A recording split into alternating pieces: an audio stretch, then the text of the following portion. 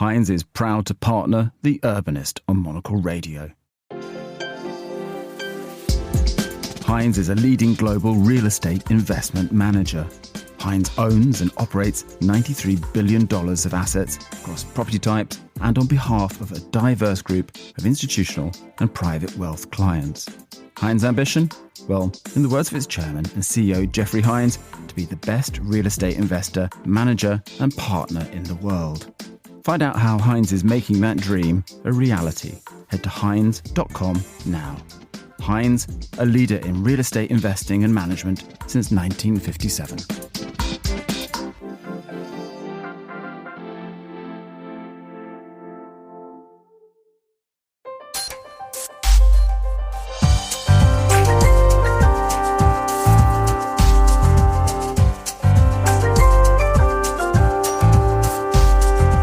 Hello and welcome to The Urbanist, Monocle's programme all about the built environment. I'm your host, Andrew Tuck. Coming up, we meet the mayors at Mipim, the world's premier property fair, where, after almost 14 years of The Urbanist, we finally sit down with our home city's mayor, Sir Sadiq Khan. We need to empower councils, the mayor and national government to be more assertive when it comes to good plans being given the green light. We also head to the Baltic as we hear from the mayors of Turku in Finland and Riga in Latvia. And we catch up with the new mayor to find out what his plans are for the Greek capital. When I was running for becoming a mayor, I said that within 5 years I will try to reduce the feeling temperature by 5 degrees. And then this became viral. All of that ahead in the next 30 minutes right here on The Urbanist with me, Andrew Tuck.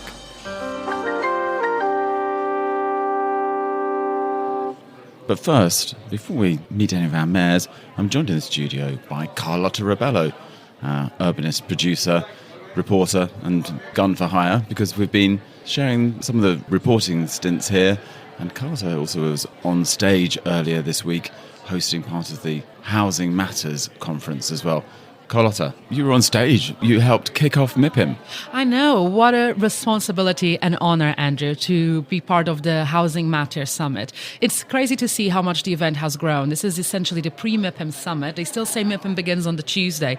But as you saw, Monday was very busy. And this is a summit dedicated, as the name says, to housing. As we know, one of the most pressing issues in cities is the shortage of housing worldwide, and this is not just about affordable housing but quality housing. And of course that day spanned all the sectors. We also talked about luxury properties, talked about co-living, so it was a great day. And I must say, because it's in the Palais, we're right on the seafront here in Cannes.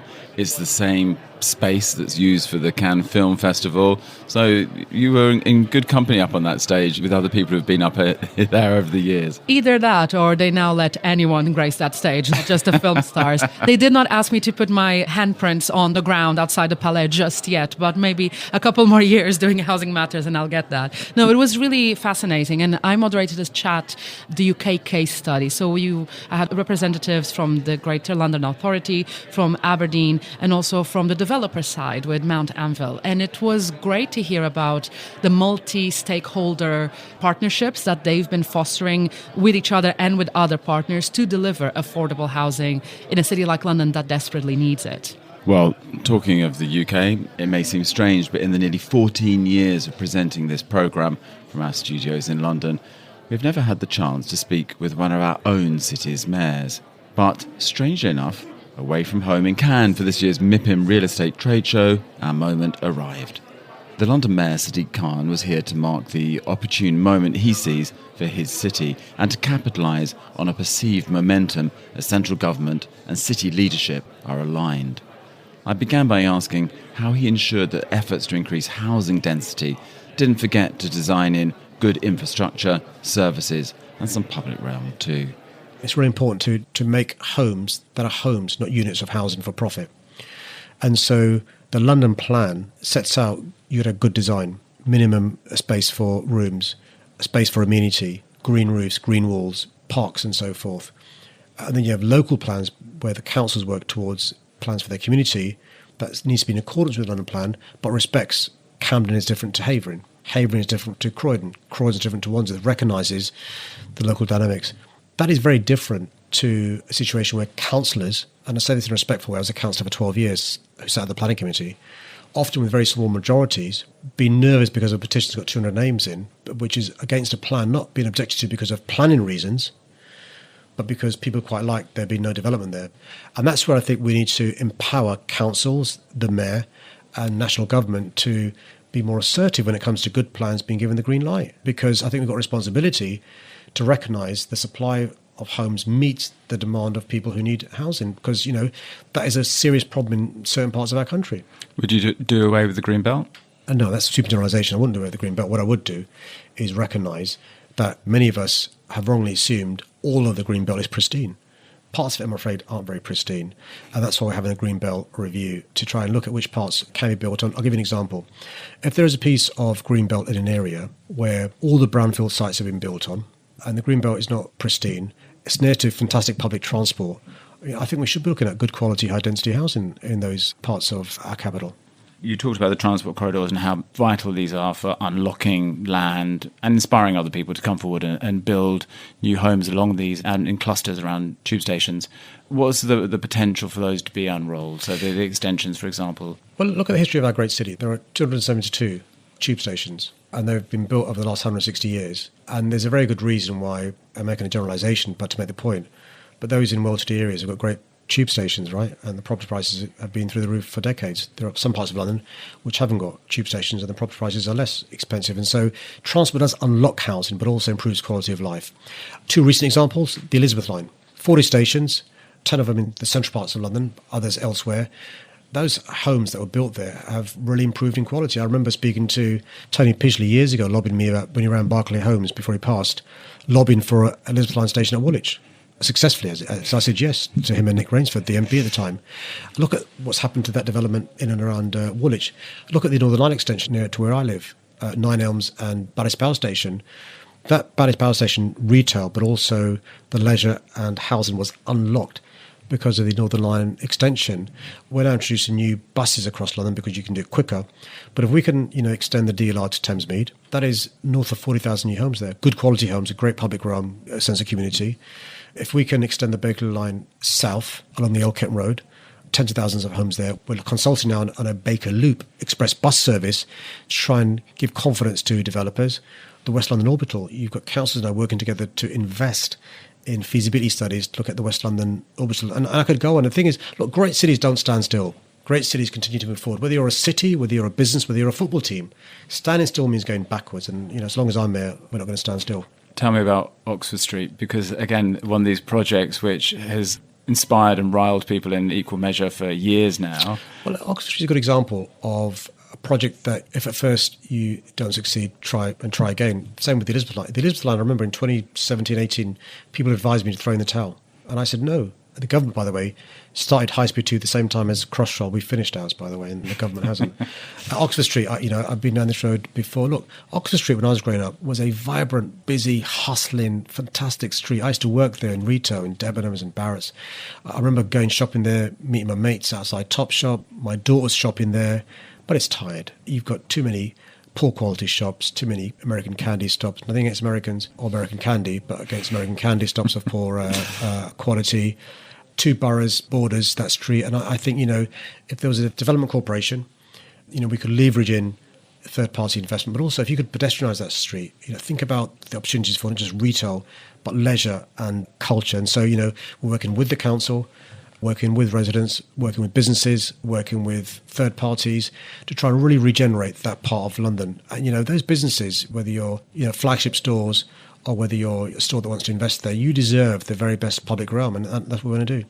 Heathrow, of course, a huge issue that comes up again and again, even probably more divisive than Oxford Street. You seem to be cautious about any extension or growth at Heathrow. Obviously, many people around the airport are also opposed to that. But when this government is pushing the pedal on growth, and especially around airports and air travel, do you think that's a battle that's going to be something where you won't find such kind of an easy conversation with central government? Look, I'm somebody who sees the benefits of aviation to our economy. It's a really important part of our economy. And it's really important to recognise the challenges of a new runway at Heathrow, particularly in the context of Gatwick's been given the green light for a second runway, subject to conditions. I suspect Luton will be given the green light to an extension. City and Stansted already have been given the green light to extension. So the first thing is, in those circumstances... And none of those things, you weren't opposed to any of those? No, well, there were issues with City which were addressed by the Deputy Prime Minister and the Planning Inspector, which is the only one of those in London. But the issue is, if those all have the green light for expansion, query what is the justification for expansion of Heathrow? I'm in favour of a better Heathrow, not a bigger one. Why? A number of reasons. Firstly, that area of London where Heathrow is, that conurbation is the busiest conurbation in Europe. The numbers affected by noise, by just 2 runways at Heathrow, is more than the people affected by the runways in Paris Charles de Gaulle, Amsterdam, Madrid, Munich and Frankfurt put together. So that's the problem now with 2 runways. What will happen with 3? Secondly, air quality. We've made huge progress in London since I've been mayor, the world's largest clean air zone. The air around Heathrow is still not great. That'll be made worse, not better, with a 3rd runway. Thirdly, the well-respected Independent Climate Change Committee published a report saying if aviation expands, it must address the climate change obligations, query whether Heathrow can. On top of that, actually, the busiest motorway in the country is the M25.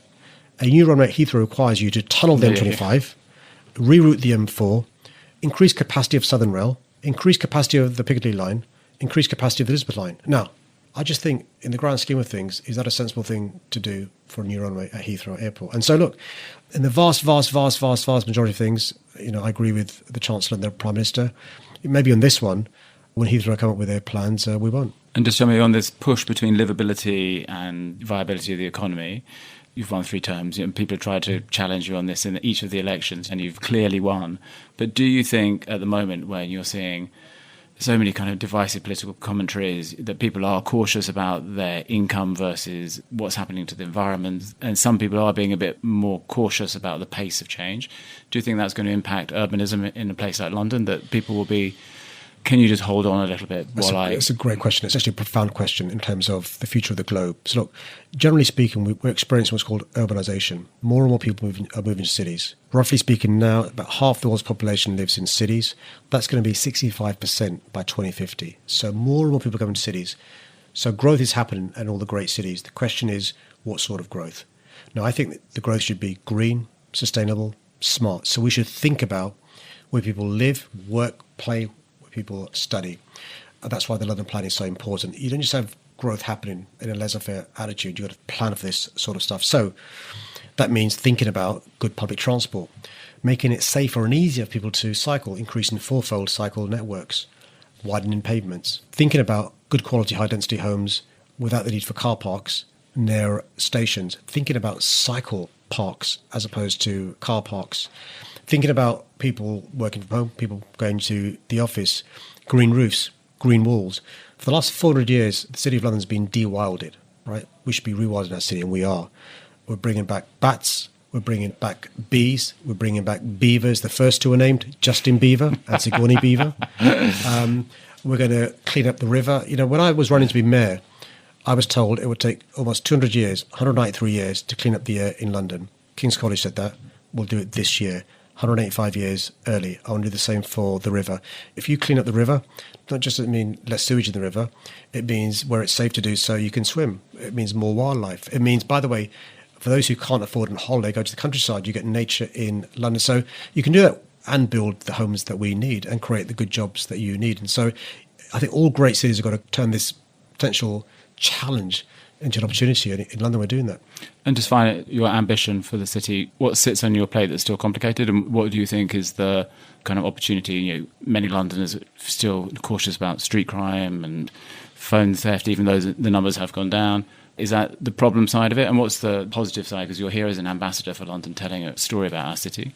Oh, look, I think best years of London are ahead of us. I think we've bounced back from the pandemic. You compare London to other global cities, we're back in terms of inward investment, in terms of tourism, in terms of students and so forth. Now with the new government, with increased investment in policing and youth services, making great progress in relation to addressing the issues that you mentioned in relation to crime. I make this point in a gentle way. You compare London to any global city, New York, LA, Chicago, Paris, Madrid, Barcelona, Toronto, Berlin, we've got less homicides than those cities. Last year, we had the least number of teenage homicides in 11 years. the least number of those killed below 25 in more than 20 years. Burglary down, those injured below the age of 25 down. But there is an issue in relation to all cities facing. I spoke to leaders in Vienna, Paris, Barcelona, Madrid about mobile phones being stolen. These are organised criminal gangs, transnational black market in stolen phones. That's why we're working, the Home Secretary and myself and the Commissioner, with the mobile phone companies, the networks, to make a second-hand phone useless. Just like we designed out the theft of car stereos. You know, we're of a certain vintage, we remember those days, and the sort of the TomTom sat-navs and stuff. We can design this out. And so, you know, toughen crime, more police officers, more neighbourhood teams, toughen the causes of crime, invest in youth clubs and youth workers, but also working with the private sector, not just to build homes that we need and create jobs, but to design out crime as well. My thanks there to the London Mayor, Sir Sadiq Khan. Next up, we're exploring Turku, which is often considered Finland's second city and sits along the coastline to the west of the capital, Helsinki. We've spoken to the city's mayor, Minna Arve, before on The Urbanist, and last time we discussed the ambitious targets that the city has set for itself when it comes to climate change. The mayor joined me again, this time in our studio at Mipim, and I began by asking what stage of the process Turku was at in their net zero ambitions. We follow very carefully with the data, and we know that in a few years' time we should reach our goal to be carbon neutral city by 2029, when the city is celebrating 800 years anniversary, and being climate positive thereafter. So, yeah, we are going on strongly and steadily. What physical changes do you need to make to the city to hit that target? We have changed totally our energy system from fossils to renewables. So that has been really a big impact in all the emissions, in all the way kind of the city is working and with our ambition. But now we see that while this biggest challenge with energy has been solved, the next biggest challenge is actually traffic. And that's where we are now at the moment. We are investing in the bicycle lanes. We are planning investments for the tram. That investment decision should be made this year, in the late of the year, and so on. So these are the big things that we are still working on. Now, one of the things we spoke about last time was, that as a civic leader, you have an interesting job because you can see that the targets make sense for the environment and maybe for business and maybe for everyone's quality of life, but you still need to persuade people to come on this journey. And I know that you were doing a lot of investment in cultural assets, in showing people the benefits of this turnaround. Has public support remained strong for these changes? Yes, and I think one of the reasons is also that we are not only taking our residents into this same journey, but also our companies and businesses around the area. We have done nearly 50 so-called local climate agreements with our businesses so that they share the same ambitions and they promise how their ambition will be shared by 2029, 2030. But at the same time, of course, having a lot of discussion with our residents. And I think we have still a very strong support for that. I think cultural investments and how to include this whole thing about going on forward with a growing city where the culture is kind of bringing people together by building the community and giving that one voice kind of to express themselves, as well as including all these climate targets to the way we are working together, like a collaboration way we do. So I think this has been one of the reasons why it's been quite largely accepted. Often for second, third tier cities, there's a dual problem, retaining talent sometimes and attracting new talent. Does this innovation, this sense of innovation, do you think help you on both of those fronts? I think it actually does, because those talented people who we want to attract, I think for them it's also quite important what kind of atmosphere and what kind of values the city is representing, or how the free time is used. The culture is playing a big role. I think the climate targets and that kind of commitment to the big values that were used and for the future are important. But we are also building, in collaboration with our universities and universities of applied science, the kind of way of working where the talents find places, how they kind of be part of the city. We are building a new business hub, which is actually based on science and research-based initiatives with businesses, our universities, and then how the residents will be part of that. And it actually will be quite big new kind of area where what we are doing, and that's already going on. It's not just only a plan. Of course, it has a longer vision, and I have to admit that University of Turku is actually the most attractive university in the whole Finland. So I think this collaboration brings us both into that kind of conclusion how we attract talents. We should perhaps tell listeners who don't know the city well, let's just describe it a little bit. How many people, for example, live in Turku now? Turku is 206,000 people in the city, and in the region 350,000. We are the oldest city in Finland. We are celebrating our 800 years anniversary in 2029, so quite soon. It's been decades during the last century where the city was not growing that much. But now, the last 15 years, we have worked very hard to bring us again on that growth rate and growth level and have these visions how we make the city more attractive. Of course, those who are already living there, but welcoming all the others as well. And for me personally, it's been very ambitious to kind of make the city feel that it welcomes everyone to the city. And tell me, beyond the education sector, what are the big employers if you live in Turku? We are the shipbuilders, all of us. We build the biggest cruisers in the world, which are cruising in the Caribbean. So the shipyard is one of the biggest employers in our area. We have a lot of pharmaceutical industries, big global pharmaceutical companies and diagnostic companies. These are the biggest industries that we have, the maritime industry and the pharmaceuticals and diagnostics. But then, of course, tourism, creative culture, businesses, this kind of area are also quite attractive in the area. It's interesting being here with so much going on in global news. And I always think that trade fairs and conferences are interesting because it is reflected in many of the conversations we've had with people. If you're running a business in Canada, suddenly you feel some pressures. Do you think that the debate around the environment and the speed at which we hit targets will change in the Nordic region at all when we see in the US people pulling back a little bit from conversations about hitting target emissions and investors wary about return on investment more than they were maybe 5 years ago when they were actually thinking, look, we can take some pain for this green transition, but now they seem to have returned to putting more pressure on everybody just to deliver more cash to investors and to shareholders.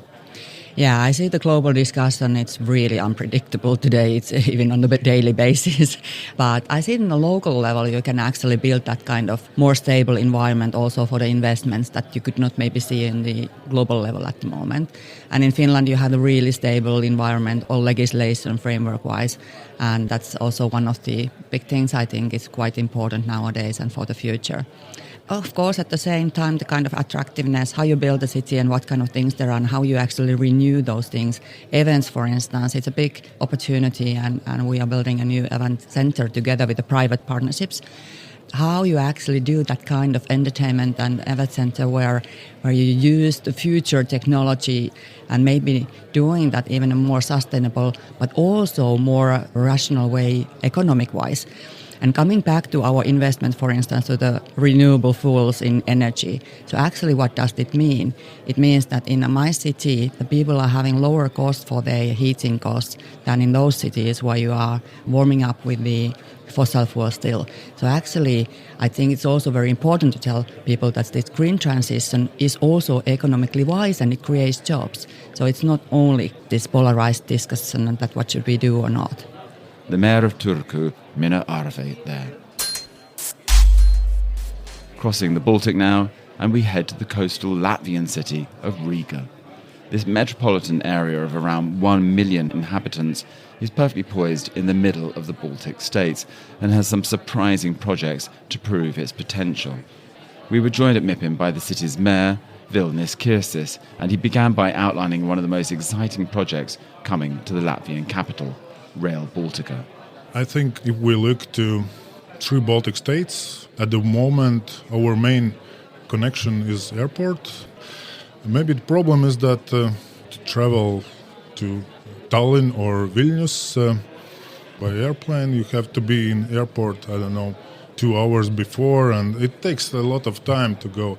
Rail Baltica, you have to be there, 1 minute before go, yeah. So this project, Rail Baltica, first of all, will bring us in Baltic level as central city because we are in the middle, yeah, and many events, many conferences or rockstar concert.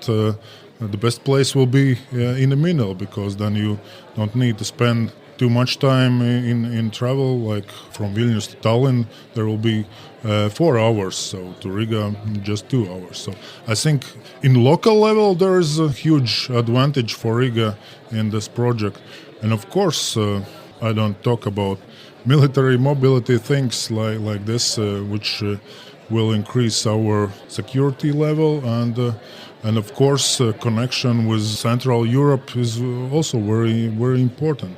And tell me, with Rail Baltic, I'm from the UK, where I've seen us try and build a high-speed rail line. It takes time. Lots of people not sure about selling their land. Lots of agreements to be come to. Are you getting there? Yes, of course, we have all the spectrum of problems you mentioned, of course. An increase of prices because of inflation. We saw after Russian aggression and etc. And also these land plot problems, and maybe our problem was at the beginning that we wanted this project, I would say, too ambitious, with a lot of things which could be done maybe in second or third phase. Right. Yeah, but we will find a solution, because first step is to build connection, and then you can improve and all the time. Housing, important in every city. And I was surprised to read that in your city, just 3% of the housing is owned by the council, by the city. You're not a big nation for public housing.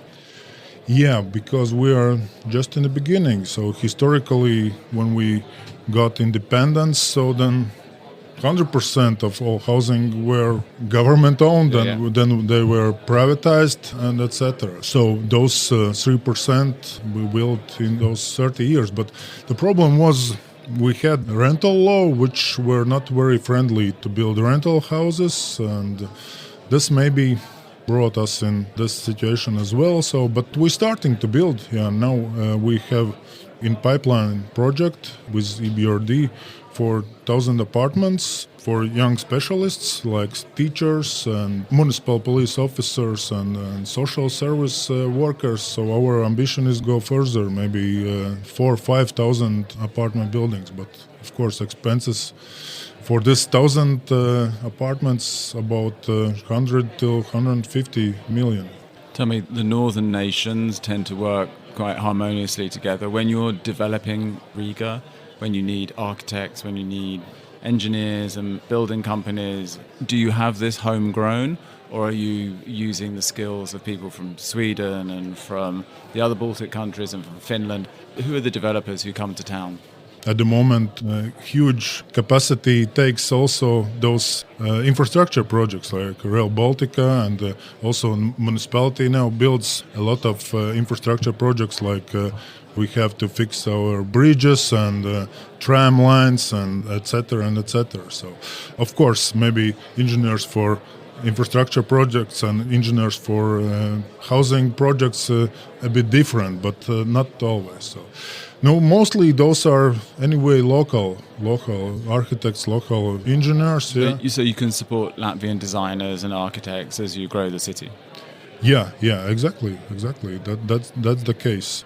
Of course, we have projects where also we see specialists from abroad as well, but those are not very common in our case. Now, one thing you have found people to build is a new park, or you've created a new park, and a huge one. What's the interest in green space? To be honest, if you talk about mesh parks, Yes. forest park in translation, it's not brand new. It's already... It's a branding exercise, is it? Yeah. Maybe we some refreshment make or some facelift for this place. Yeah, but in general, if we look to Riga, we are a very green city. We look to parks and very blue city. So we have 450 kilometers waterfronts. So it means huge options to live in the city and at the same time very close to nature. I would say that's one of our advantages, that living in a city you can also be close to nature as well. Riga Merda, Vilnius Kirsis. Finally today, we head to Athens, where Mayor Haris Doukas took office just over a year ago after campaigning to develop the Greek capital into a green city. We had a chance to speak with the mayor at our booth, and I began by asking what items were first on his to-do list when he starts his day. You know, when I'm in the office in the morning, I have a dashboard where we have an app for complaints. And we can see which are the complaints for which specific issues. It's safety, is it the roads and the traffic, or is it the trees? And then what are the days that we need to address these challenges and these complaints. So I start with discussing with my colleagues why didn't we address this complaint and why aren't we working so hard for instance, waste or, for instance, traffic. And in my point of view, the most important is inequalities. Because now city is on track, we are having tourists, economy is fine, but we are having strong inequalities. We have cost of life, which is really expensive. And imagine that approximately 20% of people living in Athens have difficulties with energy poverty. Can you imagine? We are not a very cold city, but we are having difficulties. People might need to decide heat or eat. So this is why we are having a focus on addressing such issues. We have created an energy poverty alleviation office. We reduce municipal fees, 0 fees for energy poor people. And in general, we are trying hard to support also issues regarding social housing and, let's say, regulate over-tourism. So let's just pick one or two of those things. So on the attempt to create more affordable housing, is that something you're doing in partnership with government? With government, the central government? Of course, with the central government, we are running 2 programs. One with subsidization, strong subsidization, mainly for families and young people, where subsidize rents, and second for subsidizing for renovation of old houses, where we then bring families. It's not enough. We would like to have the opportunity and the capacity to build new houses. We don't have. So we need regulation and then money, because still this is an issue that creates a lot of difficulties, specifically for young people, and we are pressing the government also and RRF, Recovery Resilience Fund, for building new houses. Athens, like I think every city in southern Europe at the moment that's popular, is struggling with how you make sure that the wealth coming into the city from tourism, from the rising number of visitors, gets dispersed, and actually the people coming to your city don't all go to just 1 or 2 neighborhoods. It's a great thing, tourism, if you can look after it and if you can make it work for you. But if it goes against you, people soon lose sympathy for their leaders, and they rightfully feel that they're being neglected in this story. How big a problem is over tourism, do you think? We are struggling hard in this respect. We are now number 1 destination in Greece. Athens is the first destination, not islands, Athens. Then we are trying hard to save, for instance, Acropolis. Imagine there is a neighborhood called Plaka, which is highly stressed with many tourists, and we have regulations that not allow more Airbnbs. We have decided that in order to save the neighborhood of gods, is what they say about Plaka. Again, we have carried the capacity study for tourists, and we identified that from the 100 neighborhoods, 30% are oversaturated. So what we decided is we stopped Airbnbs in these specific neighborhoods, and then we're trying to stop new hotels.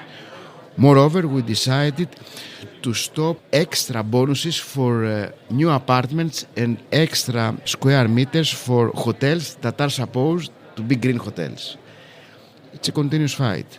It's good to have sustainable tourism, but as I said, sustainable tourism, and neighborhoods that are oversaturated needs to stop and reallocate the flows of tourists to other places. Now, one of the other problems for Athens is it's hot.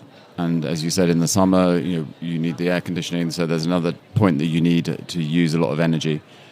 Shading, I know it's been a big thing that you've tried to address, how you make the streets naturally cooler.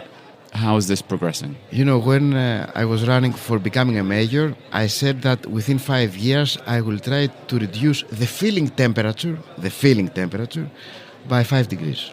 And then this became viral. This cannot happen. They were saying this is something really strange. And I said 2 things that we can do immediately. Planting of trees.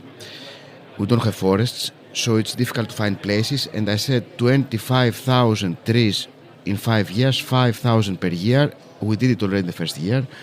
and then we are having heat maps, and we are planting trees in places that we have rise of temperatures in summer. Second thing, we use new materials.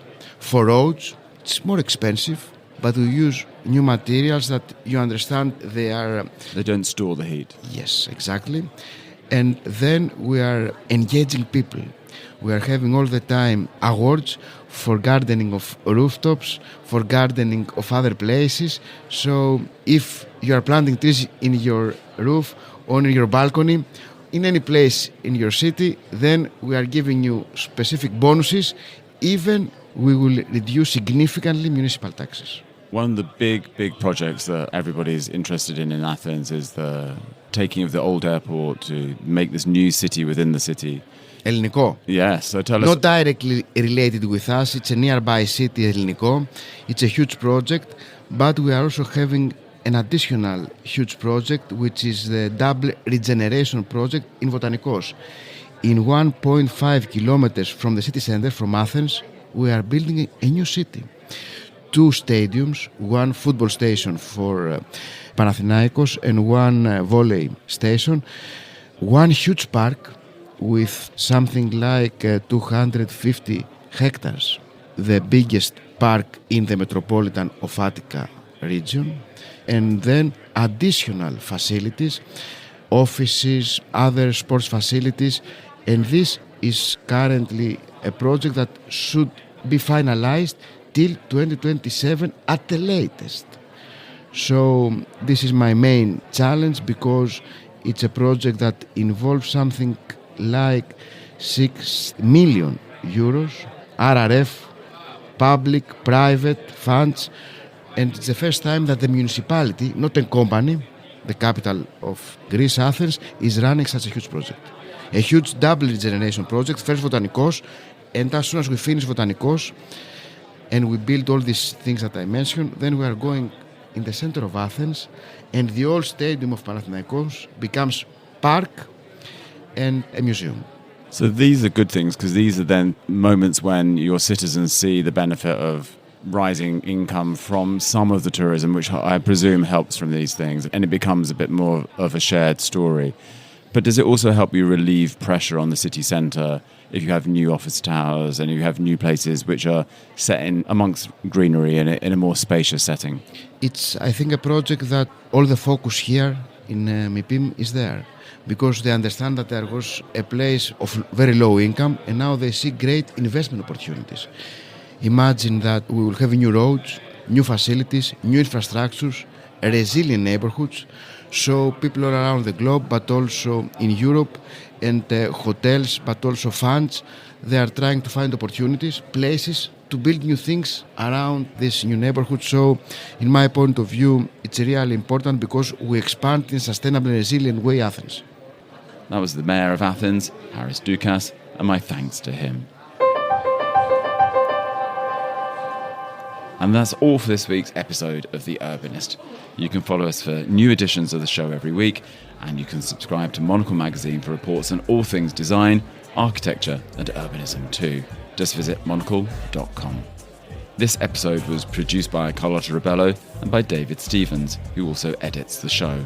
I'm Andrew Tuck. Goodbye, and thank you for listening, City Lovers.